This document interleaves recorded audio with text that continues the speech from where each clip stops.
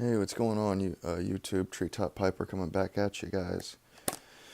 Basically, guys, I've just been reading about this small batch Carolina Red Flake, and the stuff already sold out. Boom, it was gone in like a day or two.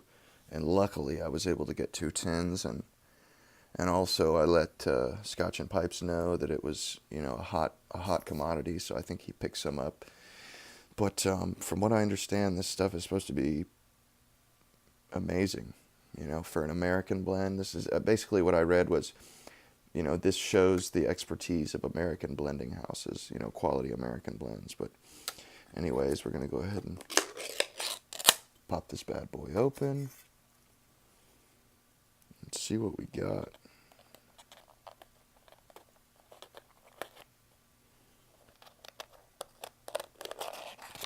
Okay.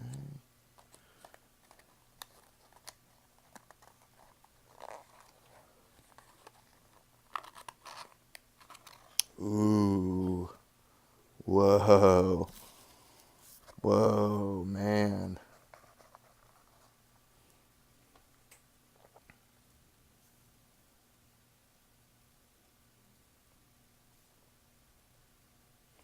I wish I had better light right this second.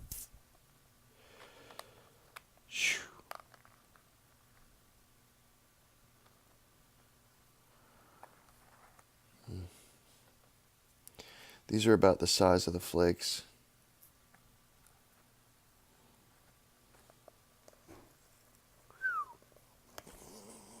Man, it smells super tangy.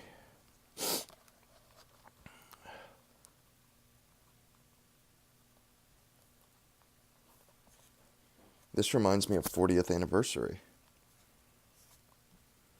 McClellan's 40th anniversary. I tell you, I'm going to go ahead and break up a bowl.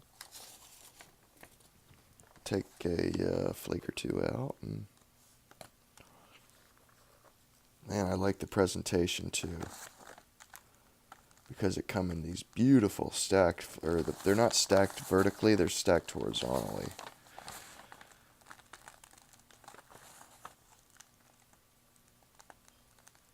And it seems like it's got some pretty decent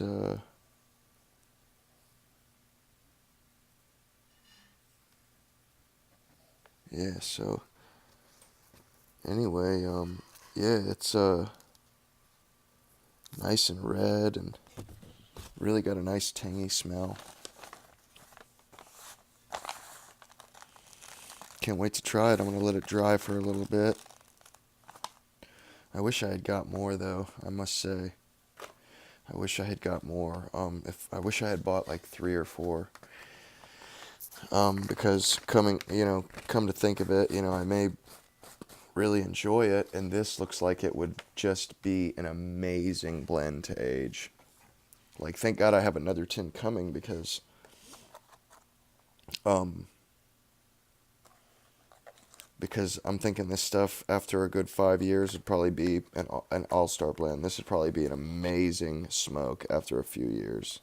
I mean, it's probably pretty damn good as it is, but I can just tell by looking at it that it's just a really nice flake, a really nice Virginia, and it just looks beautiful. I wish I could get a frickin' flake out whole, but the way they're stacked in there, you really can't lift one out. But it's not a super dense flake, it's actually kind of loose. But as I said, it's very tangy. It doesn't quite have a ketchup smell like McClellan's does. Almost, but I mean, it's there, but it's way in the background. It's more of a tanginess. It's not really ketchup, I wouldn't say. It's like some really sharp, tangy Virginia. Can't wait to try this stuff. I love Cornell and Deal stuff actually. now that I think about it, I actually want to kind of take a gander and compare this to the Bayou Morning.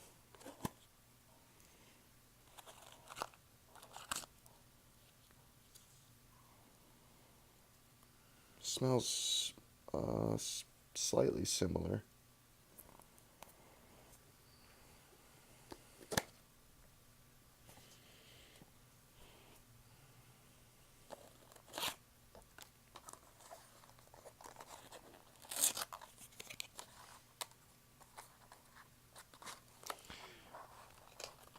I think the Bayou Morning Flake has a slightly more fermented smell, a little more pungent. This one's a little sweeter, a little sweeter, a little.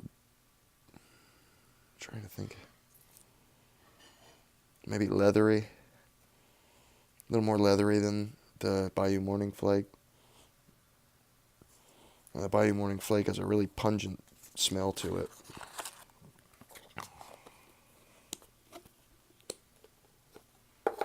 Now let's give some of the St. James Flake a whiff.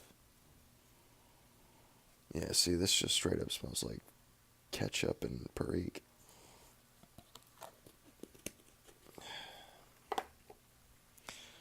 And then I actually want to compare this with 40th anniversary.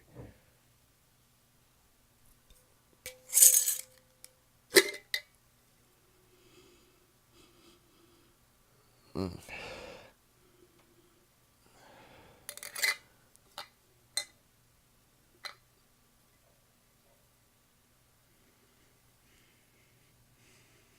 You know, maybe this is Cornell and Deal's response to the 40th anniversary, because we all know how popular that 40th anniversary is. Super popular. So I'm thinking maybe this is Cornell and Deal's kind of, their answer. This is their reply to the 40th anniversary. But anyway, I'm going to let this dry out and then pack a bowl and come back to you guys when I've got that packed and lit up. Treetop Piper back with you guys today for another one. And, well, excuse me, this is the second half. Sorry. It was just a little while ago when I did the first half. But anyway, we're out here on the back porch. We've got the, I smoked a bowl of this. The bowl that I packed for this video, I smoked on my way over to my dad's house to pick something up, or to drop my trailer off, actually, and to pick something up. But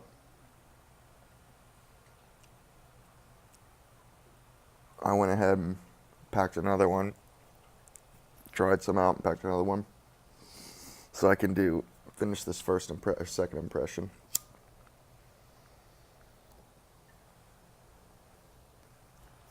And, of course, housekeeping. I mean, obviously, it's the Carolina Red Flake, but this one's for Berg, by the way. Check this bad boy out, Berg. You know what that is, my dude. That is another K. Woody Meerschaum. And this one's even older than the first one I bought. And I'll tell you how I can tell. My other one says drinkless on the stinger. This one says drinkless, and it has the model number. Hang on. Also, the pipe's a sitter, which is just cool as shit, I think. Damn it.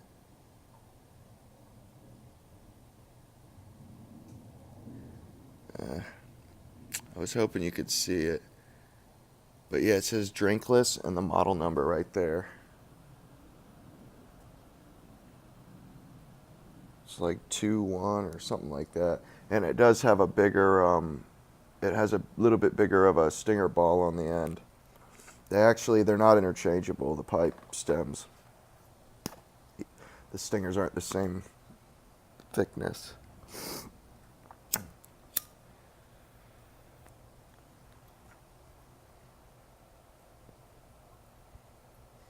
This one I paid a lot less for, but it's a really nice pipe nonetheless. It's not as deep. It's much more squat. I really like that. Like I said, it's a sitter. It's got a flat bottom here, and that's just awesome. It's wonderfully colored up.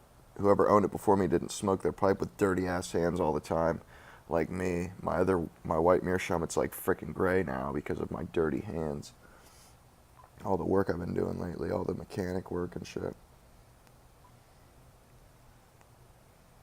But this is an awesome pipe. Berg, man, you need to get you one of these, dude. These are sweet. These drinkless K Woodies from the 30s and 40s. The meerschaum ones, they're really nice pipes.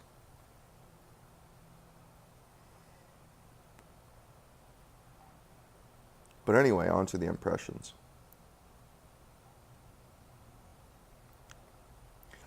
This right here is a really high quality red Virginia.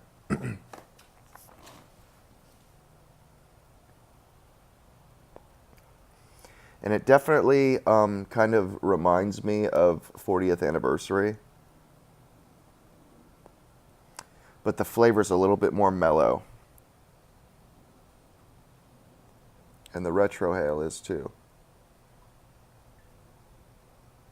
But it has a really sweet, tangy flavor to it. It's sweeter than the 40th anniversary.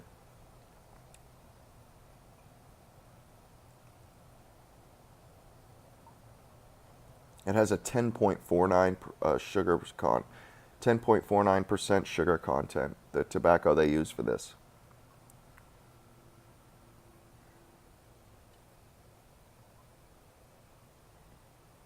A couple guys on Reddit wanted a 10, or they wanted to trade for a 10 because they missed the drop. And I picked up 2, and before I smoked a bowl, I was like, I would trade it for the right blend. And then I smoked a bowl, and there are guys out there that bought 30 frickin' tins at a time. And what's crazy is that San Sepulcro, that was a 4,500 tin batch. The Carolina Red Flake, is a 2,400 tin batch. And I saw Stoking Embers got a 10. Congrats, man. I'd really like to compare thoughts on it.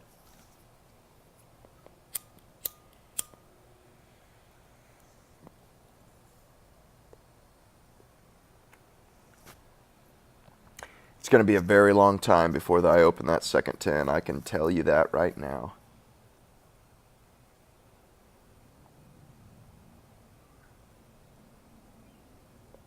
I'm going to see if I can hang on to that for like 10 years.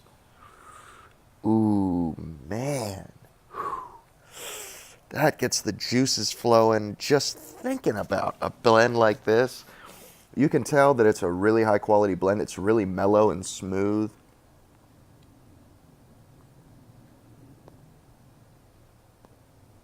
I mean, I could see this being an Esoterica blend. Like, you could pass this off as an Esoterica blend, I think. That's how high quality this is.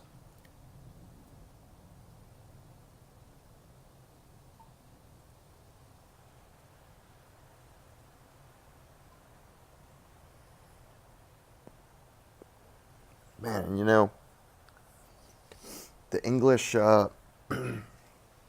the English blending houses don't have anything like this now that I think about it. Like, really and truly, think about it. A red Virginia flake that uses strictly red Virginias. I haven't seen one. Gawith, they have Best Brown and Full Virginia Flake, but those aren't strictly with red Virginias.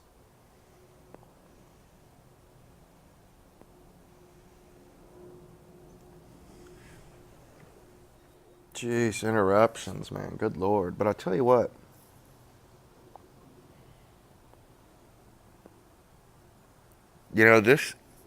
This kind of blend right here, this is strictly an American style blend right here, in my opinion. Well, it seems that way, because you just don't get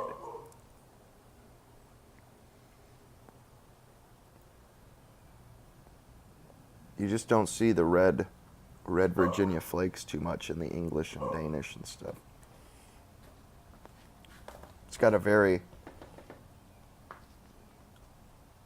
it's such a mellow, high quality flavor. I would say it's like 40th anniversary It's like I don't know if you guys are familiar with brandies, but it's like the difference between, like, let's say 40th anniversary is Hennessy. This is VSOP.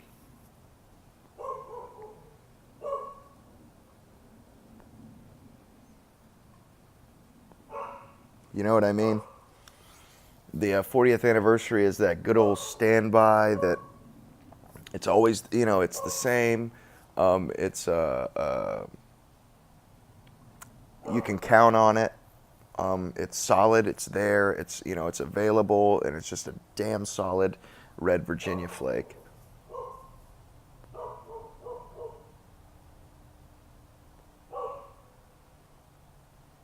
This is a higher quality version that's a lot tougher to find.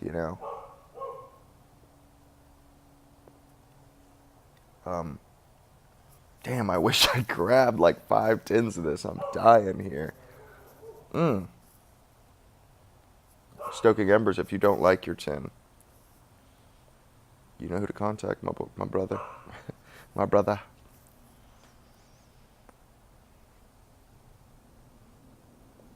I think I like this better than the San Sepolcro, actually.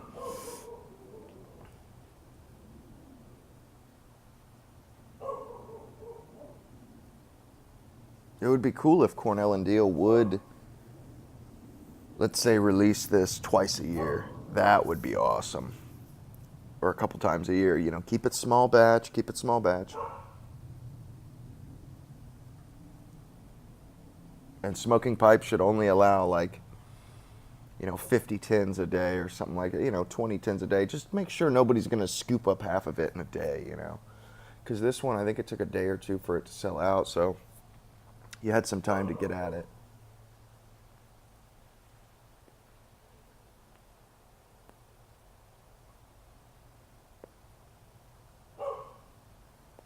I would have never even known about it if it weren't for Reddit.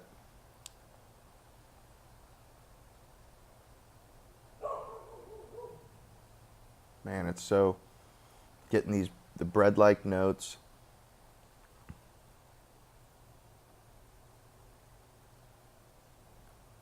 But it's almost like sweet bread. Like sourdough, like sweet sourdough bread. Like it's got that tanginess to it, like a sourdough or some kind of a tangy bread. But then it has this sweet side to it, like a roundness from the sweet flavor.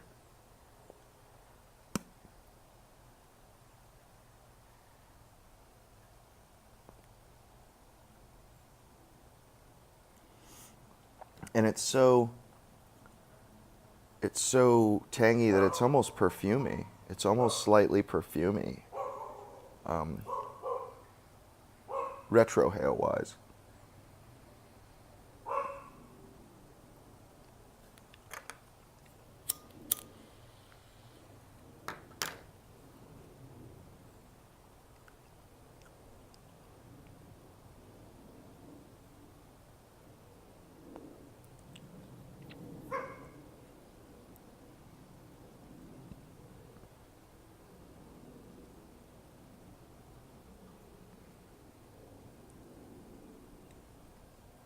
I wouldn't say nutty. It's not nutty.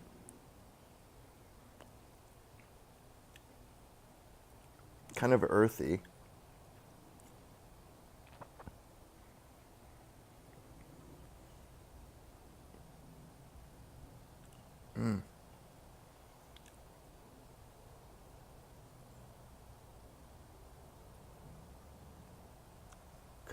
Kind of creamy. Really nice mouthfeel. I don't know. I was getting these feelings of like eating a steak.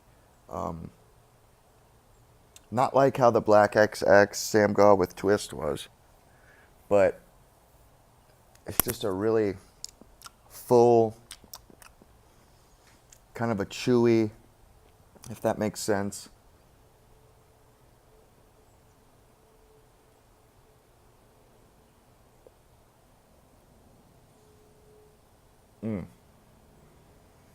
Maybe the word I'm looking for is meaty.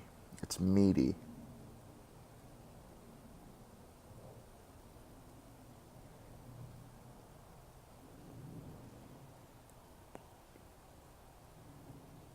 and sweet, but really mellow.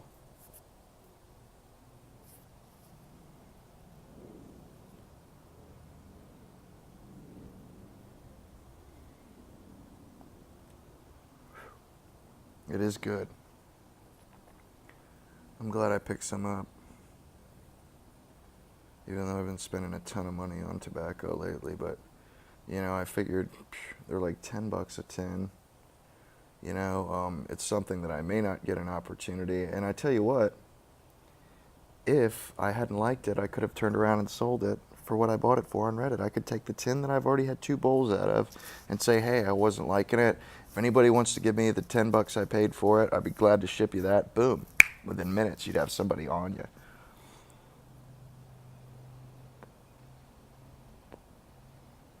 Because as I've seen a guy say, I miss the Carolina Red Flake train.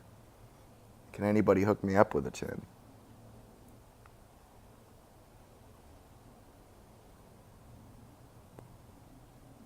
Mm. Using Scotch and Pipes' is homemade tamper he made me. Just loving it. It's an awesome tamper. But anyway, guys, I'm going to finish smoking this bowl. I don't want this video to drag out too long, but I hope y'all enjoyed it. Hope y'all enjoy your weekends. Until next time, Treetop Piper over and out.